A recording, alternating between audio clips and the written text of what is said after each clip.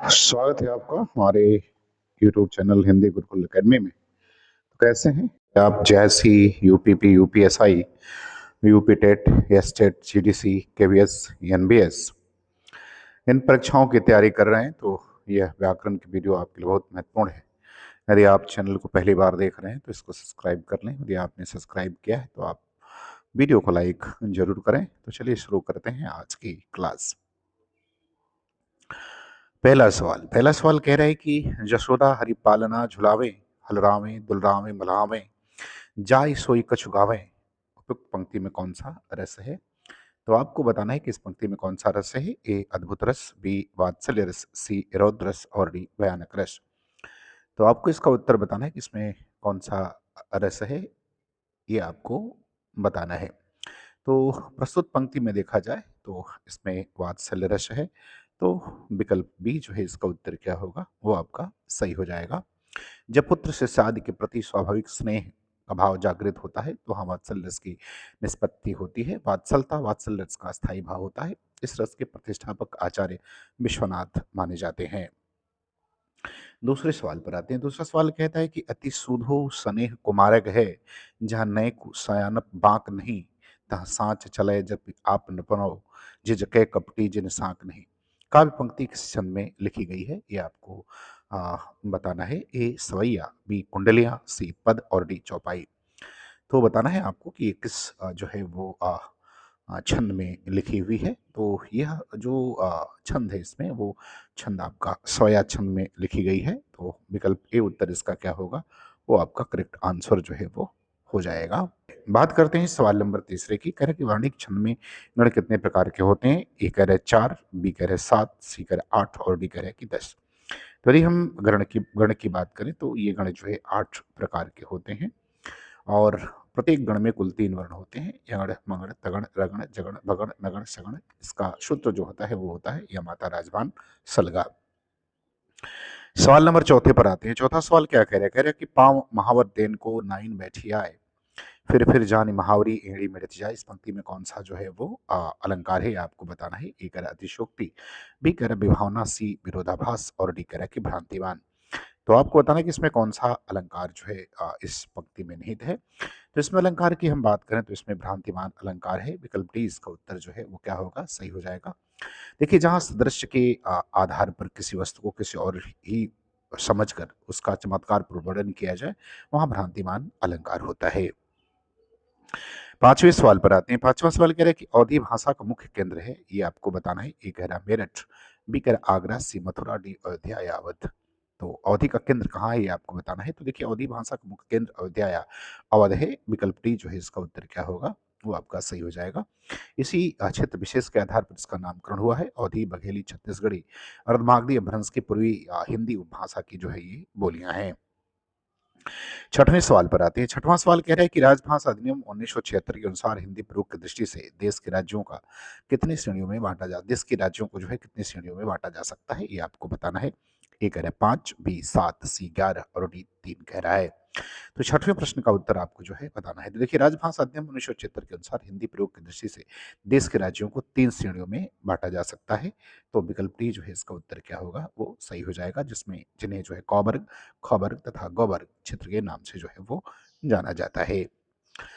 सातवीं सवाल पर आते हैं। सातवें सवाल में कह रहे हैं कि वर्तमान में संविधान की अष्टम अनुसूची में कितनी भाषाएं शामिल हैं, ये आपको जो है इसका उत्तर बताना है। ए कह रहे 10, बी 8, सी 50 और डी कह रहा है कि 22। तो सातवें प्रश्न का सही उत्तर क्या होगा, ये आपको बताना है। तो देखिए, वर्तमान में संविधान के अष्टम सूची में कुल 22 भाषाएं सम्मिलित हैं। विकल्प डी इसका उत्तर जो है वो क्या होगा, वो सही हो जाएगा। अब बात करते हैं सवाल नंबर 8 की। 8 नंबर सवाल में कहता है कि शब्दकोश की दृष्टि से शब्दों का सही क्रम किस विकल्प में है, ये आपको जो है वो बताना है। ए उत्कंठा, उच्छिप्त, उद्योग और उद्वेग, बी उत्क्षिप्त, उत्कंठा, उद्योग, उद्वेग, सी उत्कंठा, उच्छिप्त, उद्वेग और उद्योग और डी करेक्ट उत्क्षिप्त, उत्कंठा, उद्वेग और उद्योग।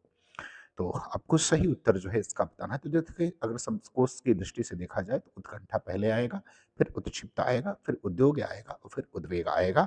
इस तरह से विकल्प ए जो है आपका क्या होगा, वो सही हो जाएगा।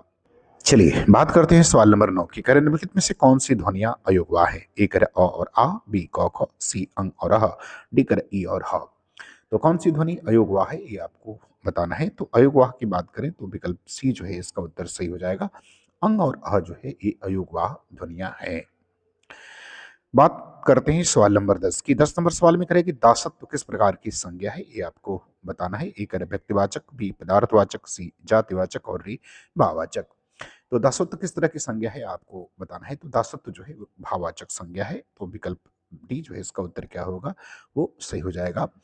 भाववाचक संज्ञा का निर्माण जातिवाचक संज्ञा, विशेषण, क्रिया, सर्वनाम और अव्यय के प्रत्यय में प्रत्यय लगाकर किया जाता है। यहाँ दासत्व में दास जातिवाचक संज्ञा है जिसमें तो प्रत्यय लगा करके दासत्व जो है वो बनाया गया है। बात करते हैं सवाल नंबर 11 की। 11 नंबर सवाल में कह रहे कि उसने उसे छल से पराजित किया। में छल में आपको जो है छल से में कौन सा कारक है ये आपको बताना है। ए करे कर्ता, बी करण, सी अपादान और डी करे कि कर्म। तो कौन सा कारक है ये आपको बताना है। तो उसने उसे छल से पराजित किया में छल से में जो है वो करण कारक है। तो विकल्प बी जो है इसका उत्तर क्या होगा वो सही हो जाएगा। करण का अर्थ होता है साधन या माध्यम, अतः क्रिया के करने अथवा होने के साधन या माध्यम वाले संज्ञा सर्वनाम पद जो है वो करण कारक कहलाते हैं। इसका परसर्ग से तथा के द्वारा जो है वो होता है। 12 नंबर सवाल पर आते हैं। कह रहा है कि हनुमत में पुल्लिंग शब्द नहीं है। तो जो नहीं है उसके बारे में बताना है। एक रत्न, बी मोती, सी नकल और डी बचपन।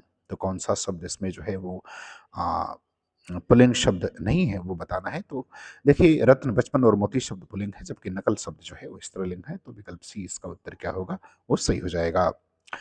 सवाल नंबर 13 पर आते हैं। 13 नंबर सवाल में कह रहे हैं कि उत्तर दक्षिण में कौन सा समास है ये बताना है। ए कह रहा है बहुब्रीहि, बी द्वंद्व, सी अव्ययीभाव और डी द्वंद्व समास। तो उत्तर दक्षिण में कौन सा समास है ये आपको बताना है। तो देखिए उत्तर दक्षिण में द्वंद्व समास है। विकल्प बी इसका उत्तर सही हो जाएगा। जिस समासिक पद के दोनों पद प्रधान होते हैं तथा विग्रह करने पर और अथवा या जो है वो लगा रहता है उसे हम द्वंद्व समास कहते हैं। उत्तर दक्षिण का समास विग्रह करेंगे तो उत्तर और दक्षिण होगा। बात करते हैं सवाल नंबर 14 की। 14 में कह रहा है कि त्रिभुज शब्द में कौन सा समास है। ए कह रहा है षष्ठी तत्पुरुष, बी द्विगु समास, सी द्वंद्व समास और डी कह रहा है कि कर्मधारय समास।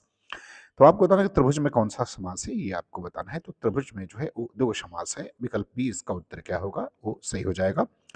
जिस समास पद का पूर्व पद संख्यावाचक विशेषण हो तथा द्विगु समास जो है उसे हम कहते हैं और इसमें जो है समूह या समाहार का बोध होता है।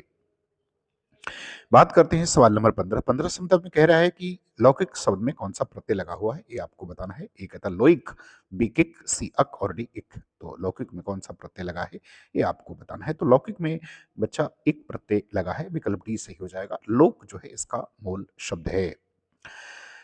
16 नंबर सवाल पर आते हैं। 16 नंबर सवाल में कह रहे हैं कि तौलिया मूलतः किस भाषा का शब्द है ये आपको बताना है। ए कह रहा है उर्दू, बी हिंदी, सी पुर्तगाली और डी तुर्की। तो तौलिया मूलतः किस भाषा का शब्द है आपको ये बताना है। तो तौलिया मूलतः जो है एक पुर्तगाली शब्द है। तो विकल्प सी इसका उत्तर जो है वो क्या होगा वो सही हो जाएगा। अब हम लोग बात करते हैं सवाल नंबर 17 की। 17 नंबर सवाल में क्या कह रहा है। 17 नंबर सवाल में कह रहा है कि हिंदी भाषा में निम्न शब्द किस विदेशी भाषा से आए हैं। तमाशा, चेहरा, बीमार, शादी, सरकार, दीवार, गुलाब, आमदनी, आतिशबाजी, भलाई आदि। आपको बताना है कि किस भाषा से शब्द जो है ये शब्द आए हुए हैं।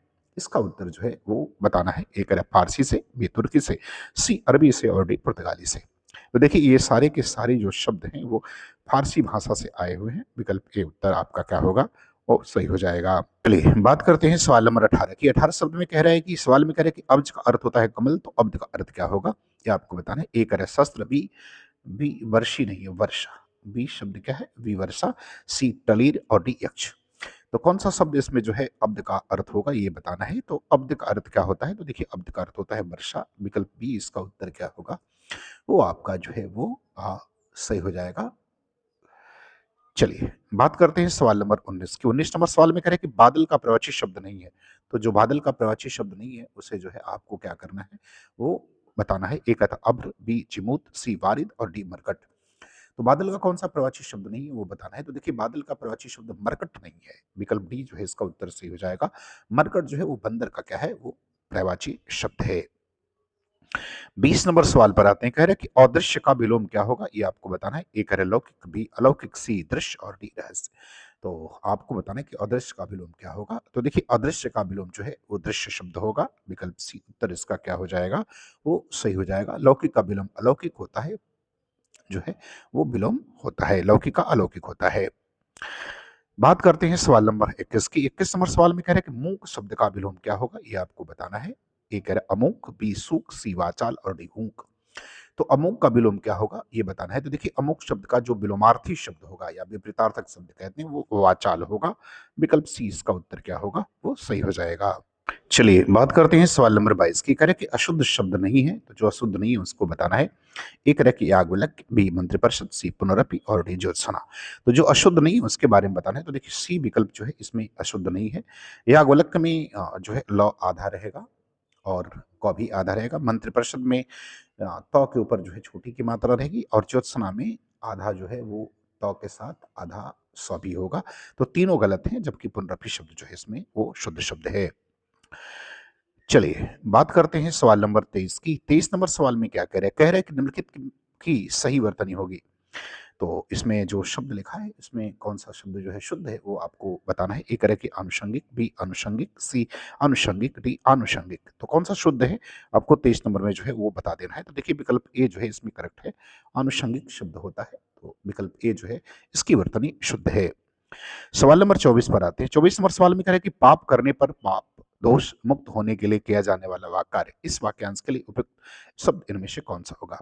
तो मुक्त होने के लिए किया जाने वाला जो कार्य है इसके लिए आपको इसमें से एक शब्द जो है वो बताना है। एक है प्रायश्चित, बी पश्चाताप, सी हवन और डी तीर्थाटन। तो आपको बताना है कि इसका सही उत्तर क्या होगा। तो देखिए पाप करने पर पाप दोष मुक्त होने के लिए किया जाने वाला जो कार्य होता है उसके लिए उपयुक्त शब्द जो है वो प्रायश्चित होगा। तो विकल्प ए उत्तर इसका जो है वो क्या हो जाएगा, वो आपका सही हो जाएगा। 25 नंबर सवाल पर आते हैं। 25 नंबर सवाल में कह रहा है कि दीन दुखियों की भोजन की व्यवस्था वाक्यांश के लिए एक शब्द क्या होगा, ये आपको बताना है। ए भंडारा, बी दातव्य, सी सदाव्रत और डी करेक्ट धर्मार्थ। तो दीन दुखियों की सहायता करने के लिए जो भोजन की व्यवस्था की जाती है उसको हम सदाव्रत कहते हैं। तो विकल्प सी जो है इसका उत्तर क्या हो जाएगा, वो सही हो जाएगा। एक साथ बहुत लोगों के लिए भोजन की व्यवस्था करना भंडारा कहलाता है और धर्म के प्रति किया गया कार्य जो है वो धर्मार्थ होता है। तो मुझे उम्मीद है कि व्याकरण की वीडियो आपको पसंद आएगी। आपको अच्छा लगे तो आप चैनल को सब्सक्राइब जरूर करें। पूरा वीडियो देखने के लिए आपका बहुत बहुत धन्यवाद।